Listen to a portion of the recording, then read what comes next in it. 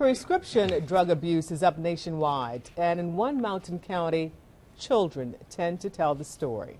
The number of foster children in the McDowell County system coming from families where there is an addiction problem has shot up. And that, as News 13's Ashley Searles shows us in tonight's special report, is prompting action. It's slowly creeping into the fabric of McDowell County.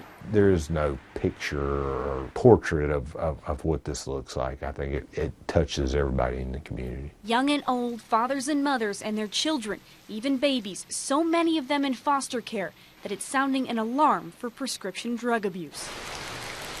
When you're dealing with families and you're having to take kids into foster care for those reasons, then you start to wonder, or having too many kids that were born with narcotics in their system. We knew that there was a problem. So these are all your cases? Right, and this would be our children's services files. These are the case files of children, stories of abuse and neglect kept locked and secret, not in the open like the others, and the number of files is exploding. Probably about 75% of the reports that we get have substance abuse pieces to them. Director Phillip Hardin says D.S.S is seeing about 100 new cases every month, many of them children taken away from parents abusing prescriptions. We see a lot of morphine, oxycodone. They're pills that are breaking up families. When I first started 28 years ago, we may see an overdose a month to a month. Now we're seeing 5 and 6 a week. Many blame the poor economy for the rise in prescription drug abuse, spiking nationwide in recent years and hitting McDowell County hard. It seems like a natural progression of how things are going. It seems to be across all socioeconomic steps and things. You don't know who it's going to be or where it's going to be. How do you head off a problem that's track can barely be traced? We have a wide range of people who are involved in this because it's a lot bigger than just any one area. It kind of spans the whole community.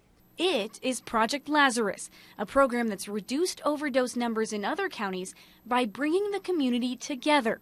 What do you need to have less of these? Control. D.S.S, EMS, the Sheriff's Department, local police, schools, and hospitals are sending representatives to monthly Lazarus meetings. We've had a couple of community forums with all the medical providers in the county, and those were very helpful. They're asking healthcare providers to screen more rigorously before giving a prescription. That's part of the issue, is that maybe they had 2 or 3 prescriptions for pain medication from 2 or 3 different doctors.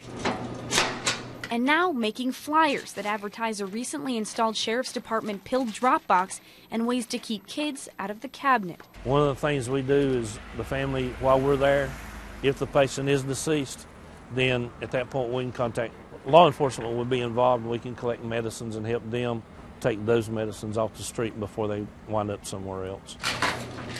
The goal is to stop the spread of the pills, and with it, the addictions that grow the files.